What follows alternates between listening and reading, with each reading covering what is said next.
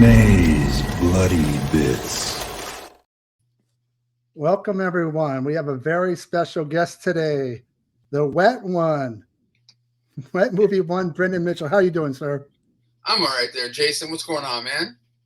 It's been a long time since we talked. Maybe we bumped into each other at a horror convention or maybe a Delirium signing at Dark Delicacies, but I haven't spoken with you in probably 10 years. No, I know how since like the Jose's movie or whatever. Has it been that long? Has it? I think so. Was that Mega Shark versus Mecha Shark? Something like that, I think. I like your background, though. Yeah, I had to find something. I had to represent, just so everybody knows, I used to work at Blockbuster Video. Brendan used to work at Blockbuster Video, and I've always wanted to talk to him about our experiences, the good, the bad, the ugly. I think a lot of people think that it was the greatest of times, and in a way it was, but in some instances it wasn't very fun. So I want to know, Brendan, when did you first start renting movies? Like, when did you start going to video stores? Oof. I would say in the really hardcore, probably early 90s, like 1991, 92, I'm guessing around there is when I started like going to video stores, like renting stuff with my family on the weekends, like video games and, movies and things like that. And I remember the days when Blockbuster, had like VCRs and video game systems to rent in like these like big kind of suitcases and stuff like that. And I believe there was a time where, me and my family had to rent like a VCR or whatever it was, back then. And it was kind of fun. They stopped doing that when I started working there though, renting out like, VCRs and stuff. So you were basically renting movies in the early 90s, really when video stars started to take off. Yeah, I'm not gonna lie, I can't remember going to the stores in the 80s or anything, but I would say like the early 90s is when I started going to like the family run video stores and Hollywood Video and Blockbuster and like all that stuff. There was a lot more family run stuff back then, but I had a fun time going to all those different places, to be honest with you. Yeah, the first video store I ever went to was in the late 80s, and it was actually a video store instead of a supermarket. Yeah, they had one of those too out here where they had the regular supermarket, but then like the video store itself was like in the front part, like right. I remember one or two of the supermarkets had that too. So you're going to rental stores in the early 90s. When did you actually start working at Blockbuster Video? Probably the early 2000s. Early 2000s, I would say probably. Was it 2005, 2004? Something like that, I think. I know I was there up until close to the end, pretty much till the end when they were going out of business. Okay, so it looks like you got hired on like toward the tail end, where I actually started working 1992 and I left in 1998. So I kind of was at their peak of their powers. And what I'm curious is, when you got hired, did you fill out like a paper application or did you actually do it on the internet? Because I'm old school, 1992. I walked in. It was a paper application. Now, I'm curious if part of the hiring process for me, back in the day, I used to have a full head of hair like you. So what they would do, part of the hiring was they would cut a piece of your hair, take that sample and send it off, and it was a drug test.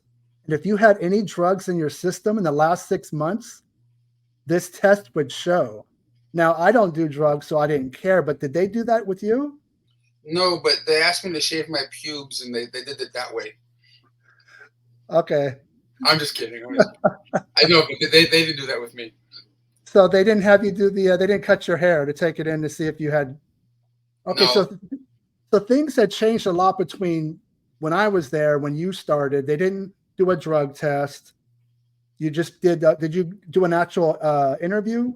Did you come back for an interview with the manager? Yeah, I came back. They interviewed me, and they hired me. It was pretty fun, back then, to be honest with you. But yeah, I don't think it was a crazy process. There was like no drug kind of related stuff because look at me, come on now. You know, like Well, no, what's cool is I was renting a lot of movies back then. So I guess one of the perks that we had as employees was we got 5 free rentals a week. I used to mix it up between movies, but I was playing a lot of video games. So I was playing Sega Genesis and Sega CD. So that was like, as you remember, we didn't get paid very well. Just so people know, Blockbuster, was we were making minimum wage. poverty level income. But one of the perks was renting movies. Were you taking advantage of that 5 free rentals a week? I did, and I liked it because we also got the new releases a few days, sometimes a week before, and we were able to watch them before we put them on the show, so we can like tell customers if we like them, not like them, or recommend them or whatever. And it was kind of cool getting the new releases back then and getting to watch them early, and of course a little bit of a discount that we had and things like that. But yeah, I really liked doing the getting the 5 free rentals thing. That was really cool to me because I like movies. So let's just jump the first day of work. Were you nervous? Like, what did you have any kind of training? Like, because we had a lot of training. Like, when you started, you were called a CSR, which is a Yes. customer service representative. You were basically either on the register, ringing up customers, or they kind of put you in by the Dropbox, right? You remember all the movies that would get dropped off. And so, what was Yeah. your first day of work like? That was pretty much it. It was just like they put me there to check in all the movies, to keep scanning them back in and everything like that. I always struggled with computers and uh, you know doing the whole checkout process thing. Um, but I ended up doing pretty well there when it comes to selling like the candy bundles and like the Blockbuster movie pass or whatever they called it at the time. I was one of the top sellers they had. I believe in the district, if not the region, at one point. And but I always struggled with the computer stuff, and I really never knew what the hell I was doing on there. I just was typing the same shit in all the time, so it always kind of worked. But if someone asked me to train somebody on it, I would not be able to do that. So you were doing a lot of putting the movies away. Yeah, but I did a lot of, like I said, selling like the candy bundles and the passes and stuff like that. So I don't know. I did a lot of stuff. I never was a manager though. I never wanted to do that. You never wanted to deal with all the rude customers. Did you have any experiences with customers? Like, I don't know. I worked at 3 different locations. They like to bounce me around. Not necessarily a bad thing, but I worked at some really busy stores in Long Beach, is where I grew up. Hmm. Man, customers could be rough. Do you have any kind of stories about maybe some good customer experiences, some bad customer experiences? I mean, bad ones are just people whining and complaining. Nothing too memorable when it comes to bad customers. I did have a couple of celebrity-ish people, come into the store and rent movies and talk to me on a good amount of times throughout the years over there. And one of them was always had a weird little thing about him, and his name was Kevin Federline, who was Britney Spears' Oh, the husband at the dancer, time. the Yeah, dancer, right? and he would come in. This was around the time he was still with her, and or like in the midst of breaking up or whatever all that was. They were all up in the tabloids at the time. I never met her, but he was always there, and he always had always like a parrot or an iguana on his shoulder every time he would come in. And even though he was like with the most popular person on the planet at that time, he would always come in and rent these movies, always kind of have like this weird attitude about him, and always pay in change. You know what I mean? Like, here's like a $60 bill, and here's like, dimes, nickels, quarters, and shit. I'm like, what's going on here? You know what I'm Could you saying? at least put those in rolls for me or something? Come on. Yeah, that's kind of how that one went. But really bad experiences, no, to be honest with you, that I can remember. Can I ask you what city was the location that you worked at? Canoga Park on Topanga Canyon. So Kevin Federline, any other celebrities you bumped into? A couple of action stuntmen came in there, like martial artists and stuff that I know. Um, what's his name? Darius McCrary from Family Matters, who played Eddie Winslow, was there a handful of times throughout the years. Got a picture with them. If you go on my Facebook, you'll see that stuff. And hey, Meredith, what's up?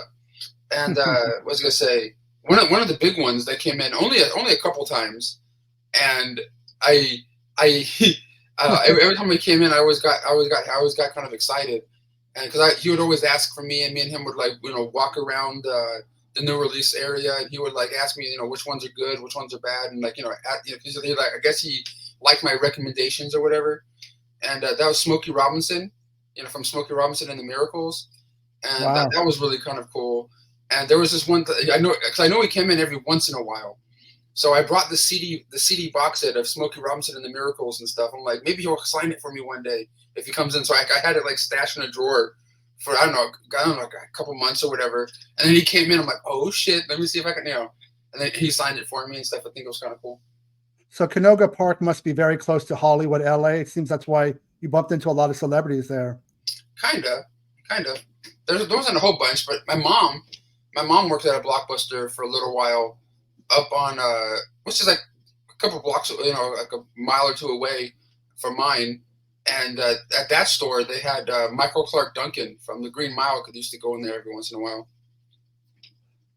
The only celebrity that I met, because I'm South, in Long Beach, was in the 1990s. One of Bill Clinton's many scandals was with a lady named Paula Jones. Mm. Now, I scanned her card, looked at the name, looked up at her, and it's exactly the lady who I saw on the news. Oh, yeah? So unfortunately with Blockbuster, that was my only claim to fame. But when I left Blockbuster later and worked at Suncoast over in the Lakewood Mall, I bumped into the guy that played Boogaloo Shrimp from Breakin' and Breakin' 2, Reggie Bannister from Phantasm, and the rapper Warren G. But as far as Blockbuster, I can't compete with all the people. I mean, the Smokey Robinson thing I think is awesome, man. Yeah, that was probably like one of the big ones. Like I said, there was like stuntmen and stuff like that I knew that I recognized. But yeah. So would you say that working at Blockbuster, when did you start your physical media collecting? Was it before you worked at Blockbuster? When did that kind of take off? It was before. It was probably around the same time, like when I used to go to like the Target and Walmart, when they had like VHSs for sale, and Blockbuster had like their 4 for $20 VHS tapes for sale. It was probably when I started doing that. It was probably, I would say the same thing, like anywhere between 1990 and 94 is when like the VHS collecting started. I think the first couple VHS tapes that really got me started in collecting is something that not many people will be like, that's what got you kicked off in collecting. Because I look back at some old videos that I made talking to my mom about my collection and collecting and stuff, and I was like, wait, so this is probably what made me start collecting. Was back in the early 90s, I would go to middle school, and after school I would go to the video stores to rent VHS tapes and things like that. And one Christmas, my mom bought me these couple of VHS tapes of this TV show that I used to watch all the time in the mid 90s or whatever, and that was Power Rangers. And Mighty Morphin Power Rangers came out with a whole bunch of these different tapes with these random, a couple of random episodes, sometimes just one episode on each VHS tape. And she got me some for Christmas. I'm like, oh shit, I gotta get the other ones. And I think that's what kicked off my collecting on VHS tapes, even though my dad had a whole bunch of them already and things like that. But for my personal collection, I think it started with Power Ranger VHS tapes. So did it get worse, your collecting? Like, yes. When you went to Blockbuster? Because I recall, I was a manager there, and we would receive product, and you couldn't help but want to buy stuff as you're like putting stickers on it and labels, and you're grabbing movies and setting a little stack off to the side. Were you doing things like that too? Yeah, sometimes I did that. But what was I gonna say? Damn it! I was trying to remember something. Do you remember the days or remember the times where were you working at Blockbuster when DVDs were around? Or was it only VHS tapes? I left in '98, so literally as DVD was taking off, was kind of when I left and I went to Suncoast, and then when I was at Suncoast, DVDs kind of took over. But I was pretty much there during the kind of the apex of VHS, like really controlling the market.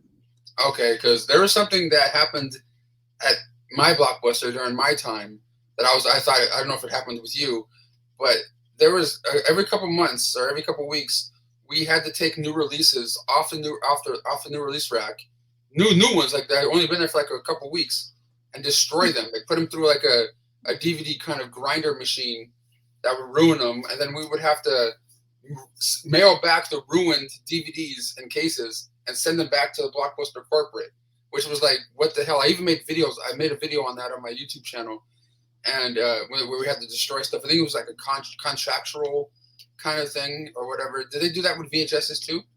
Well, when I was the new release wall, as you remember. Also, I just want to. I was back in the old days. It used to be when I started new release Wednesdays, not Tuesdays. When did Tuesday happen then? About a year later, so probably 93. But I'm that ancient. When I worked there, it was new release Wednesdays. It changed to Tuesdays, and every Tuesday we would get new releases. Obviously, you had to make space for like, okay, if we got Apollo 13 and there was 100 copies, that was going to take up an entire shelf. So what we would do is we would have to consolidate other movies that maybe weren't renting as well.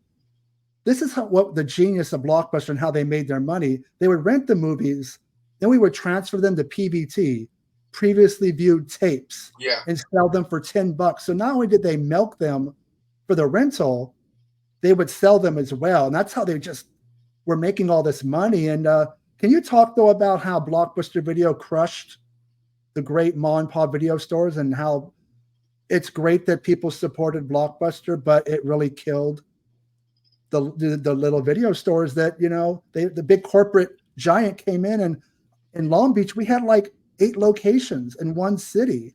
So all the video stores went, you know, out of business. Well, I really don't know what to say when it comes to all that. I know that it happened. And what's up, Master Chaos up in the house?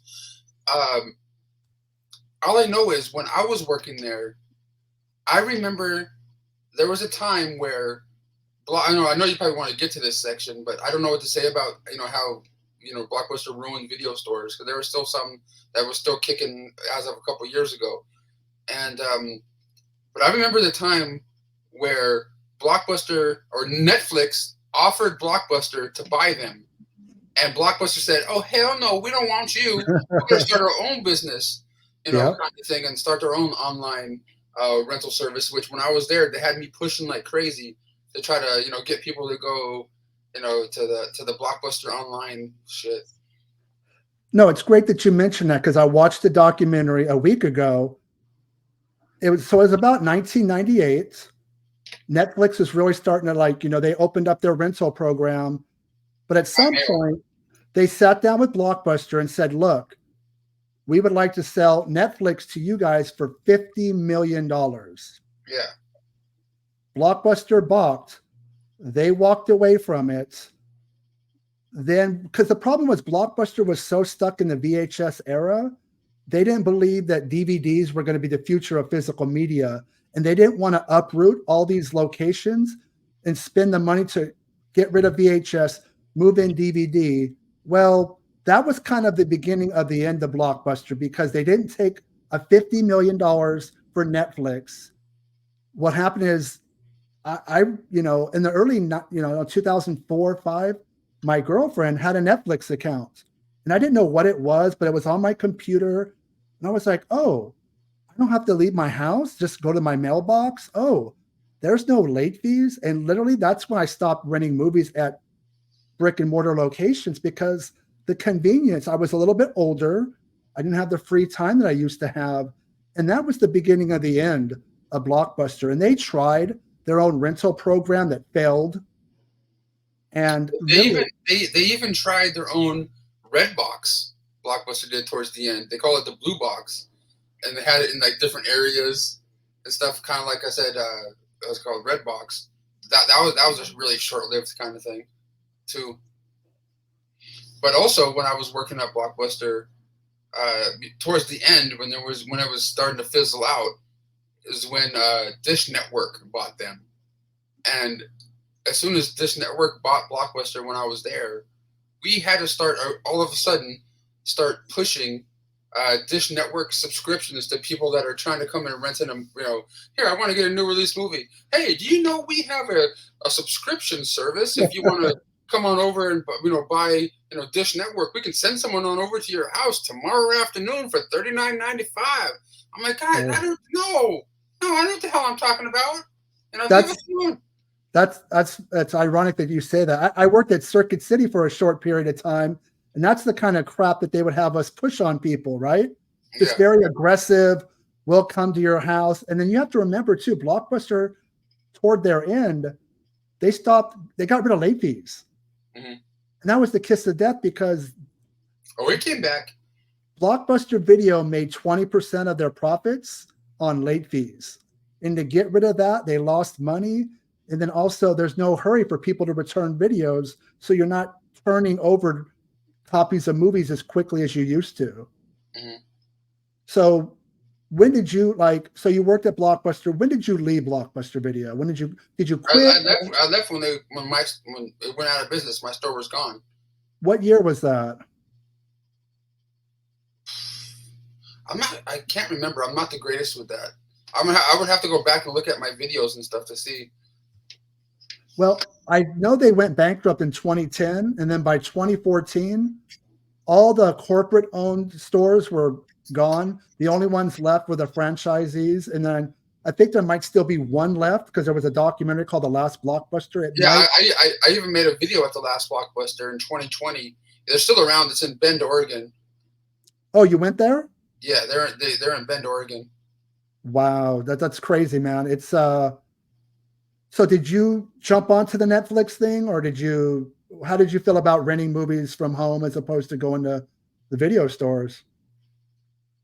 It was a weird thing because at that time I just started buying shit all the time, so I wasn't all crazy about renting and stuff. But also, when I'm gonna tell you the truth here. There was a couple of people that were really nice and cool people that would come into Blockbuster all the time, and but they also would always have late fees, like crazy ass late fees. And we had the power. No one, we could never tell people this, but we had the power to make those late fees go away towards the end. You know what I mean? To try to keep customers' business or whatever. And there was times I deleted what they owed when I probably shouldn't have, but I did. But they gave us the power to do it, so I'm like, hey, they're always nice to me, so take it off. I used to have customers, they wouldn't return 3 movies. So there are late fees on all 3 films. After 15 days, if you didn't return a movie, you simply got charged the price of the movie. And as you remember, some of those movies were $100. On top of the late fees, their bill was like $500. And if they didn't pay it, it went to collections and screwed up their credit. That's now, crazy. people are wondering why it cost $90 to $100. Well, that's what the studios for most movies was charging. And it was a way to push people to go to the theaters. In the beginning, studios weren't happy about rental stores because they felt like it was taken away from their bread and butter, which was theaters. But obviously they came to their senses and eventually brought down the prices. But so Blockbuster Video, you eventually left there. I mean, was it very sad for you? I mean, when they closed up, and what were your thoughts? Well, yeah and no, because it was a gradual death. We all knew it was happening. It took. We all knew it was coming, so it was sad just to see the store go. But shit happens. Shit happens. It sounds like you were like me. You were so busy buying physical media that you weren't renting movies as much as you used to, right? No, I was getting the free ones. I missed that, but renting the free stuff. I was spending a lot of time buying early 2000s or whatever, Anchor Bay DVDs, Blue Underground, Synapse films. So that brings me to I reached out to you a couple months ago about doing this interview, and little did I know that you were going to work on a family documentary, which was great, by the way. That's the best video you've ever done because it was beyond physical media, beyond collecting, going to conventions. It was personal. I felt weird because there was one part in the video I kind of just I felt like I could have just took it out of the family thing I did, but I left it in for the people that watched the videos and stuff like that, where I had my own little video store in there, or a little video store booth. It felt like something that's unnecessary to keep in there, but I was thinking about taking it out, but like I said, I left that part in just for the people that watched the videos and stuff. At what point in time did you realize that you wanted to, make a family documentary? I mean, is it because you got older and you look at life, your perspective on life is a little different, or, why do it now? Because you've been a YouTuber, you're OG, you've been doing this forever, man. Why now? I think it's a couple factors, to be honest with you. Uh, One, the people I work with at the senior living facility, I'm at all the time. I talk to them, and I see and hear things, and I'm just like, you know what, I want, might want to try to do something like this and see what, because I go into people's rooms and help them out fix things, or try to help them fix stuff. And sometimes there's just one or two people I've walked into their rooms or into their apartments or whatever, and their son or daughter's like interviewing them, like writing down and doing like interviews with them and stuff. I'm like, huh. Like someone's, I guess they're gonna make a book or whatever. I've seen that multiple times since I've been there. That, and then like my nephew Ethan, was in the hospital for something recently, and it kind of freaked me out. And my mom's going through her own little thing, and that kind of freaked me out too. So I'm just like, with all this other stuff going on, just made me go, let's just try to do, let's see what happens, what I can come up with this. Did you guys, obviously, unlike my family or most families, 70s, 80s, we didn't really grow up with video cameras in our homes. I mean, was that because your parents were in the industry, or you just always had cameras around? Well, to be honest with you, we didn't grow up with cameras in our faces or anything like that. My dad, I think he rented a camera once in a while or whatever, or had one. I don't remember. But there was a time he only, like, with the video clips of me as a kid and my sister as kids and stuff, we only have maybe an hour worth of stuff of that. You know what I mean? And it wasn't like, all this, flashy shit. It's just random clips, But when I got my first camera back in the early 2000s, I was like recording all sorts of random shit. I would have to go through all this old footage and transfer it to digital on my computer and like watch through all these tapes and see what can I use, Some of it was boring, I mean, did you have all this stuff like just in your house, in your garage? I mean, the video footage, your dad's poems, which I don't want to spoil too much for people who haven't watched your documentary yet, but yeah. Obviously the poems that you read are kind of powerful and bookend the video. I mean, well, I only read one poem and just split it into, two different things. One part to open it, one the last half to end it or whatever.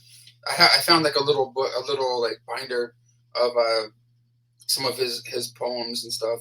I found it in one of the closets, and I'm like, I want to like use one of these to, incorporate it into this project I was doing. Some of them were too long to do, and I'm not the best reader, so it took me a couple of takes to do it and stuff. Did you know about, you wanted to make it 45 minutes to an hour? Or, I mean, did you have I just sort of did it, and it is what it is. I wasn't planning on making any. There was no time limit I was trying to get to or anything. Well, I think, I didn't realize that, going back to Blockbuster, there's a connection with Blockbuster in your video that, you found out about the passing of your father while you, were at work, and you actually filmed yourself, leaving. That was very powerful. And I never knew that. So all that was a revelation as I'm watching it. Yeah. Did it bring, was it difficult to relive those memories again? Yeah, it kind of was for me, even though that clip that you saw, I posted on YouTube, like I would say like a month or two after he passed away on my YouTube channel. And so I didn't have to like go and find the footage. It was already there. But yeah, it's something I'm definitely not going to forget, being there and getting that phone call. Yeah, I mean, but I think what's I like the most about your documentary is I don't think people have to know you for it to affect the viewer, meaning we all have families, right? We all have parents. Yeah. So I think it's resonated with people, and I noticed a lot, it's being spread around social media a lot in a positive way. Were you surprised by, like how it connected with people? I wasn't sure if people, how people were going to take it or anything. I originally I was just pretty much making it for my family. You know what I mean? I'm like, what the hell? I'll put it up on here too. What, but mine as well. And yeah, there's just something giving people a little glimpse into the past of my family and what we, how we are and how we came to be. Even though not everything is in there, when it comes to stuff like my, I don't want to start telling the story about my dad or anything because I can't. I don't want to like misspeak on what happened to, what he went through as a kid or all that jazz or anything like that. And because I wasn't there, and I don't want to speak speak on somebody that's no longer here. And but since I put up this video, people from his past has reached out to me. I'm like, I didn't even know they were friends with me on Facebook or whatever. Oh, I grew up with your dad in Brooklyn. We were teenagers. We grew up on the stoop, and your dad had a hard life growing up as a kid. I'm like, wait, what? All this kind of stuff. And all I know is my dad went through a lot of stuff back in the day, and even when he was with us, he went through a couple of back surgeries that went wrong, and then had to go back and forth to the VA hospital for things, for fixing his back stuff. And all I know is something went really bad with one or two of the back surgeries, and they would give him like pain medication, and he got addicted to that shit. Mm. And he already had a problem with like drug stuff anyway. I don't know how bad. I don't remember seeing it, but I used to know something I didn't talk about in the documentary, that my mom and dad split up, in the 90s. So every weekend or every other weekend I would go to his house, kind of thing. And then towards the end of his life, he came back to live with us and stuff because he was not doing good. And I'm not a professional filmmaker, so I wouldn't even know how to dive into shit like that and even say stuff correctly, or even, you know what I mean? No, I actually, I think your father would be proud of your video, to be honest with you. Just so you know that, man. I think you did your family justice, and he'd be proud of where you are in your life, and that you still, family means a lot to you. So I could just speak as a father myself that, he would be proud of you. Yeah, my mom actually watched the video last night, and for the first time. And, she knew about some clips already that we, the family stuff that we had. And she never knew I shot video leaving Blockbuster that night when she gave me that phone call. And when she was watching that, she was just like, I'm sorry. I'm like, oh, fuck. Like, I don't know. It got me too last night when I watched it with her, that part. Have you considered doing a continuation of the documentary, maybe in 5 years' time, maybe. Like, see where the kids at, or where the kids are doing and all that jazz and what's happening. Maybe. I'm hoping like in the future, maybe Ethan or my niece and nephew would maybe carry on the tradition and add to it or whatever. But it's up to them. But I'm gonna leave it and put it, in different formats, places if they ever want to add on to it, But I think going back to you saying you were working at the assisted living facility. I did that work 20 years ago. I did that work. It's very humbling because I actually had a run of so many patients that I had to help. And one day I'd walk in and they were gone and their bed was empty. And I was like, oh crap.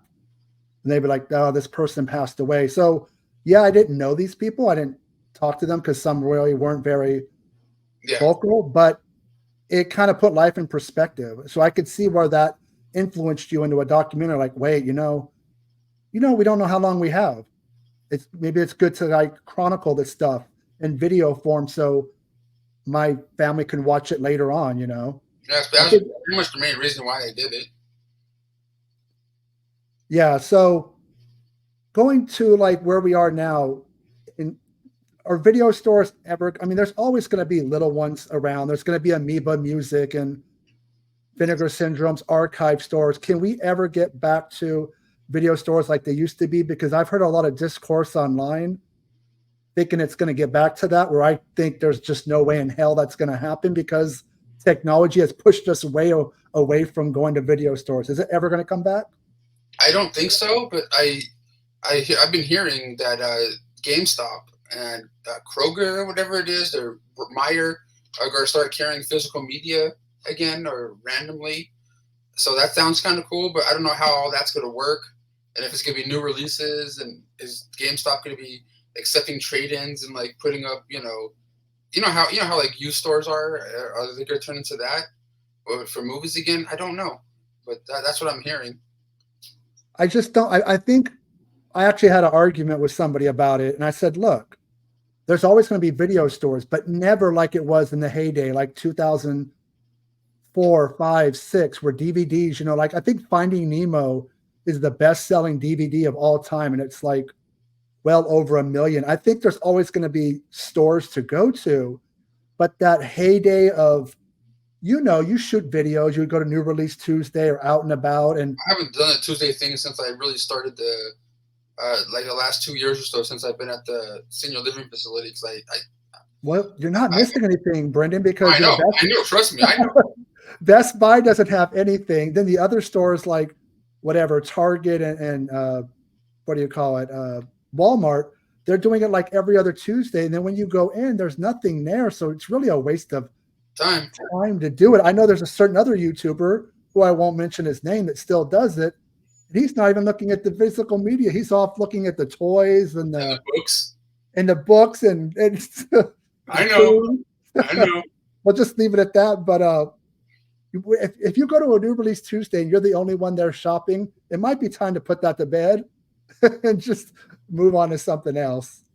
Yeah. No, I get it though, because there's like, if I didn't have the job and I was trying to do this too, I'd be like, what am I gonna do? So I do, I do miss doing the Tuesday stuff, but at the same time, do I really miss it? I love I love my movies and physical media and stuff. Don't get me wrong, but it comes a time for everything. And if there is things that come out that we're interested in, we can just get it online, like it's been for years now. And most of the stuff I would be interested in getting is stuff that only can be purchased online for the most part. You can't just walk into a Walmart and go, "Ooh, where's that Vinegar Syndrome title I need?"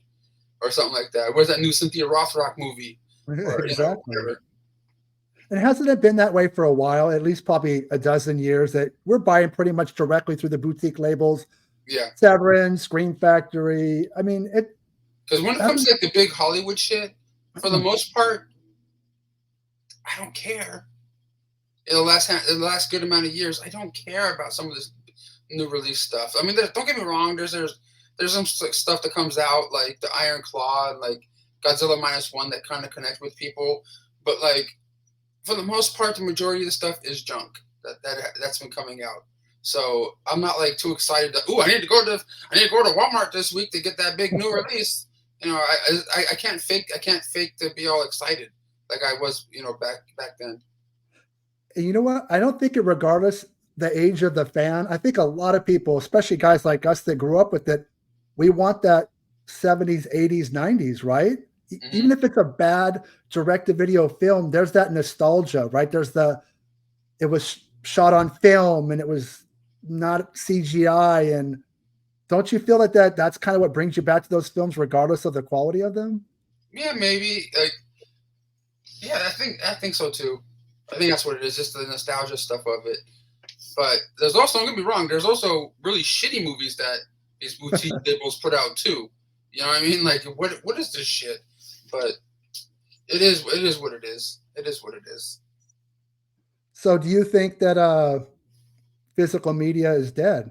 No, it's going to be around in some form or another, but it's definitely not how it used to be when we first started getting into all this stuff or anything like that. I think the mainstream people, the mainstream person, they don't give a shit.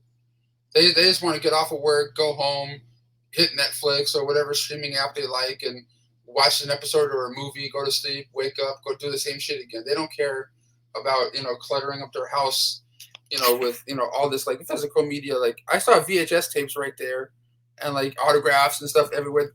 Majority of people don't give a shit. You know what I mean? They don't care. And I do have something.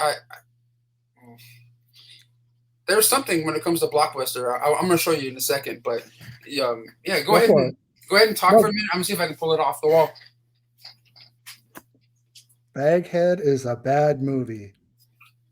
Well, Malcolm, Baghead will probably be released by Terrible Vision since you said it's a bad film.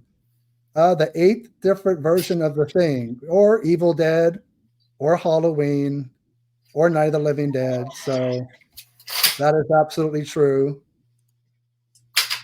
Boutique labels have been the recent past, current, and future of boutique labels. I absolutely agree with that. All right. I probably should have took this off the wall sooner.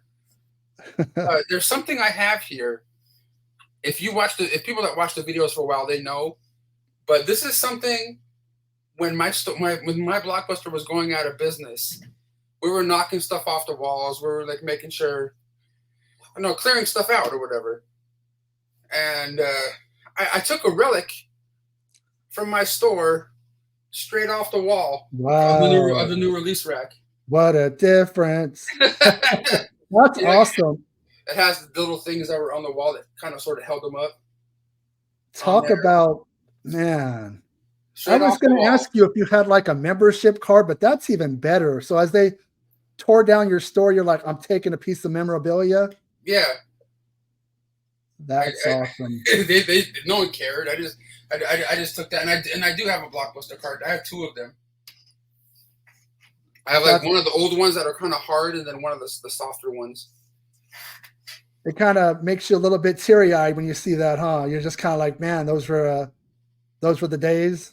When I see this, does it bring back good memories, bad memories? It's cool. It's dusty as shit, but it's cool. Shit off the wall.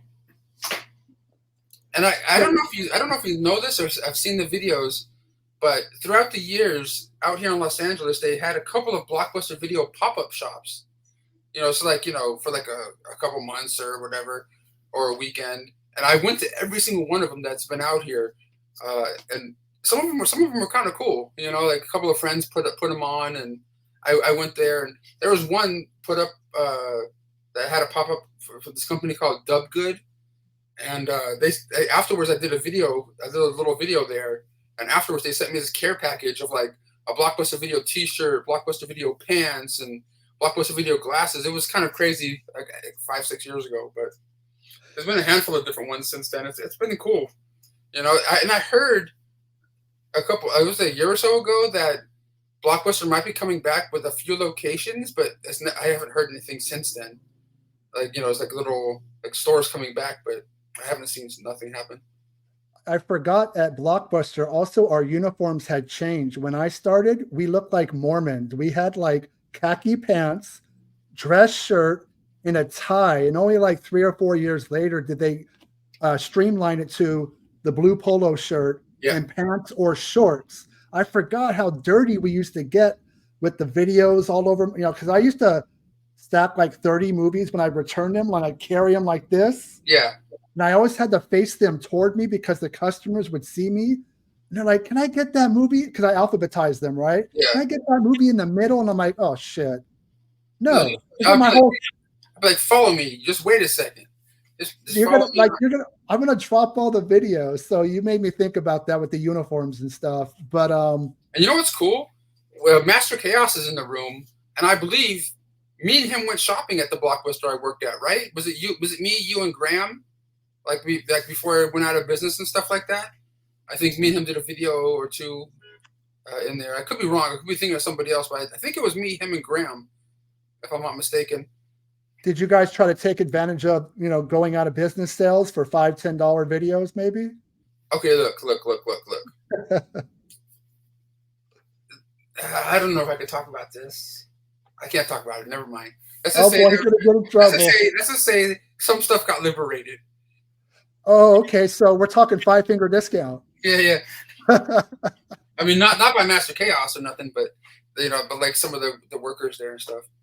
Oh, I see. They just might as well take them because what are they going to do with them? Throw them in the trash or? Yeah. Wow. Okay. I never thought about that. Yeah. You might want to keep that on the down low. Okay, so you still think video stores will be around in some capacity, but we're not going back to the golden era of, because I still see a few When, YouTubers out when, there talking about it. when you say video stores, I don't know about video stores, but maybe stuff like Amoeba and CD Trader, like, places where people can go and sell and trade and, whatever, those kind of places. But video stores itself, I don't know if I see that coming back. There's still one or two random ones that I know that are still around, I think. There's one in, like, is it Palmdale or Santa Clarita? Santa Clarita, there's still one there. And I don't see them coming back unless there's like some really rich person that just like, you know what, I'm gonna open up a store. I don't care if it makes money or not. But like I don't know if I see stores coming back. Like actual video stores. Isn't there a video store in Burbank that does screenings that you've been to? Yeah, but that's not, I can't really. Yeah, but I like I said, it's more of like a novelty kind of thing. It's cool, but I don't see it as like a real video store. I mean, I love it. Be Kind Video, I love them. Those guys are cool as shit. But it's not. It's more of a small thing where they hold screenings of movies there, and yeah, it's a video store, I guess, but it's not like with rows of things, and I don't know how to explain it. It has that feel, but it's not exactly that to me. You know what I mean? Like walking into like a family-run store or like a Blockbuster or anything. So let's talk about streaming. Look, I'm not anti-streaming. I wish that every streaming movie would be put out on physical media, but I realize why the studios don't do it, because it probably won't make money. I don't like it when streaming edits videos, right, for content. Yeah. But what are your thoughts, physical media versus streaming? Is streaming as bad as a lot of people say it is? No, I mean, I get why people like it. Like I said, the mainstream and stuff like that. And I'm already at that point where I've been at this point for years. Like, I have so much shit, I don't know where to put it anymore. Like I have more stuff in boxes than I do on the shelves, and I don't know what to do, or like tubs and stuff these days. So I don't even know what to say to that, but I like both. I like streaming and I like the physical media thing. I agree. Every time that I move, I usually end up getting rid of lots of movies, because it's your time to actually, when you start boxing up your films, you start looking at them a little differently and going, oh crap, I don't need. About 5 years ago, I made a trip to Amoeba up in LA with bags. Yeah, they only give you credit for the shit now. They don't give you cash anymore. I think they used to give you, if you wanted a refund, they would give you a smaller amount, but if you wanted to store credit, it would be like twice the size. Yeah. So you find I like streaming because it allows me to not buy everything that comes out. I don't need to own everything. No. God bless Tubi, because the amount of bad movies I've been able to watch on Tubi and not have to blind buy has saved me money and space. So you're getting to the point like me where you're not a collector, you're more of a curator now, where you think about what you buy before you buy it. Oh yeah, holy shit, yes. There was a time I was just like, oh, I want this, I want that, oh, I want this. I'm like, now I'm thinking about it, why did I buy that shit? So would you ever, consider getting, I know you have an eBay store. You've gotten rid of a lot of it, huh? You've really just downsized. I tried. Well, shit, downsized my ass. But if you see how many like random totes and shit I have full of stuff, I don't know if I can really say downsize. I still, like, what's it called? Like, I have like junk everywhere. Like I said, there's like piles down here. There's VHS tapes over there. There's like boxes and crap in my closet over there. It's messed up, dude. It's messed up. Get down. So, Brendan, are you going to be doing any kind of visits to any horror conventions anytime soon? Monsterpalooza? Yeah, I'm most likely going to be at Monsterpalooza on Sunday of the upcoming show that they're doing. That's the only day off I have that I can go. Sundays and Mondays are my only times that I'm free to do things. But I will be there, and Creep IE Con, whenever that's coming up in the next handful of months, I'll be there. Other than that, I can't think of anything else of convention-wise or anything. But I am thinking, since I did this family project I did, I'm thinking about maybe making another documentary on how I started making YouTube videos, and like how it started with like short films, and how it got into being on YouTube, and becoming friends with different people because of YouTube and stuff like that. I think about making a project like that, and maybe getting into short films again. And after that one, maybe you can do one. You have a lot of footage at horror conventions. You could probably, because I've talked to people how I felt the horror convention scene has gotten worse, more expensive. The guests are not as friendly. It's become more corporate. Do you agree? I feel like it's gotten worse. No, the conventions are a lot different than it was when I first started going in the mid 2000s when Fangoria Weekend of Horror was around. Get down. When Fangoria, the first couple of conventions I went to was Fangoria Weekend of Horror, and there's things like they're way different because the prices were like tops like $30, $40, and that's like Robert England status kind of stuff. And now Robert England's autographs like 150, 200 bucks if you want them at a convention. But yeah, it's definitely a lot different. There are still nice celebrities out there that if you have like good experiences with at these conventions. Like Caroline Williams and people like that. Well, Caroline Williams is Felissa Rose. Felissa Rose is cool. Yeah. Your wife, right? Well, yeah, my future ex-wife. if she lets it happen.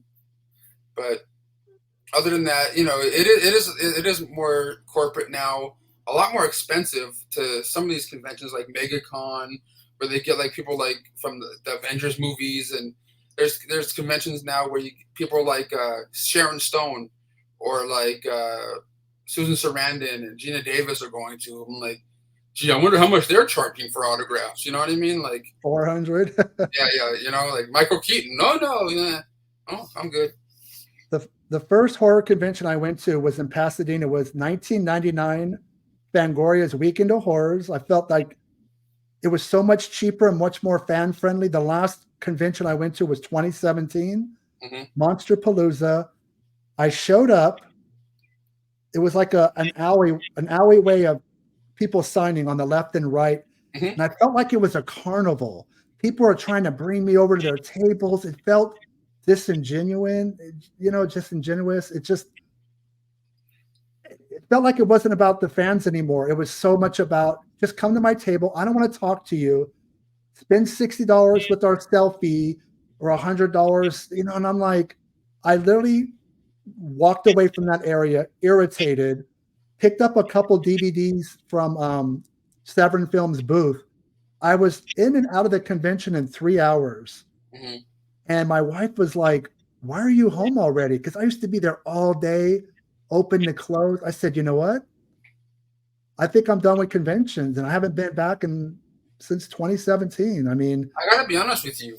Monsterpalooza is to me still the closest to Fangoria Weekend of Horror that we can get compared to some of these other conventions that are out there. Some of these other ones are just too crowded, too nuts, and really unorganized. But I mean, Creep by Econ's cool as hell too, but Monsterpalooza, it still kind of has that fun factor to me when it comes to it. Elliot, the guy that puts on the convention, is an amazing guy, and I don't know, so something about it, especially the one when they're in Burbank. I just have this like nostalgic feel to that hotel and to that vibe when that convention's there. I mean, sometimes the guests they have are better than sometimes they're better than others, but just the vibe. Like I like going to it because the people that I'm going to see there that I only see at the conventions that are going to be there, like friends and stuff like that, is pretty much why I like going. But autographs too, because I got an autograph problem. But yeah, you're right about Burbank because the Marriott Hotel is literally walking distance. What happens is on Saturday nights after the convention's over, a lot of the celebrities will go there and have a drink, and then the fans go over there. So that's the beauty about Burbank is that is the best location to have the conventions. Because of that, you can get them away from the convention and they open up and they show you who they really are, and you just have like a beer, just bullshit about life in general. That's some of my best memories are at that hotel. next to the Burbank Convention Airport. Center. Yeah. Yep, all that's it's really cool. So, so what's next for you, man? You know, you're still doing your YouTube thing. People can find you at Wetmovie1 on YouTube, and of course on your social media sites. You're still doing your thing. Yeah, still doing my thing, trying to post at least once or twice a week on my YouTube channel with having the full-time job, which has been kind of a struggle to do, but I'm still trying to put out the content as best I can. I know I'm not the best YouTuber on the planet, but I just, you know, I would like to bring new, different kind of stuff, but it's kind of hard doing that and trying to, you know, pay the bills and shit at the same time. But, you know, shit, life happens. But I'm definitely not giving up, and I'm definitely going to keep forging forward and hopefully bring some new, you know, content, documentary rise, maybe some short films, and then in the coming future. And the cool thing is having friends like Jose, Master Chaos, and, you know, other people around me. If I start doing this, I'm sure they'll be there to help. You know what I mean? If they want to, you know, come on to like help me shoot something or do whatever, you know. But that's what I like about living out here. Like everyone's all into making videos or movies and things like that. So we're all kind of, you know, creative people out here. So I'm hoping, you know, I can do more creative stuff, not just sit here opening up. Oh, look, I got some packages I'm opening up today. You know, like simple stuff. I want to do, you know, more creative kind of things, hopefully. Well, and speaking of movies, you and I are actually in 2 movies together. We're in Blood Brothers. You're in the movie theater scene. I'm a different part of the movie that's not as cool as yours. And of course, Mega Shark versus Mecha Shark. You and I spent the whole day running away from you know, a make-believe shark on a hot day in LA. I don't know if you remember, those were it was like 12 years ago or so. Yeah, downtown LA. It was fun. That was a fun time. Well, thank you for coming on, man. I appreciate your time. I think you're doing it the right way. Focus on, you know, your job first, paying bills. YouTube comes second. I think there's this thought process out there that all these YouTubers, regardless of their subscribers, are just rolling in money, and that's not necessarily true. I think there's people that don't do it, don't realize how much work goes into it, and, you know, just how tough it is. So you keep doing it the right way, man. I'm trying. Okay, man. I'm going to say goodbye to everybody. Thank you, Brendan Mitchell, for coming on. I appreciate your time. Thank you, man. I appreciate you using a skinny picture of me for the thumbnail. People will be like, who is this guy? I don't know who that guy is. Oh, it's this guy. I get it. Hey, you can get back to that, man. Hey, you did it once. You could do it again. So, but I like that picture. It's a nice, polished looking picture. It's yeah. My good friend Scotty made that or shot that picture for me in Hollywood a long time ago. No, I mean, I just looked at a picture. I was like, you know, that was one of the few pictures that came up in Google searches. But I will re-upload this video because, as you know, with YouTube, live videos don't come up underneath regular videos for some reason. So I like to re-upload it so people could see it in both areas. That's cool. But thanks, man. If you ever want to come back on, talk about anything, jump on your channel, talk about bullshit about movies, physical media. Okay. I'm always there for you, man. Just notice everybody's got your back. You got a lot of fans out there, man. Hey, so keep doing your thing. You too, dude. Thank you. All right. Take care, everybody. Bye.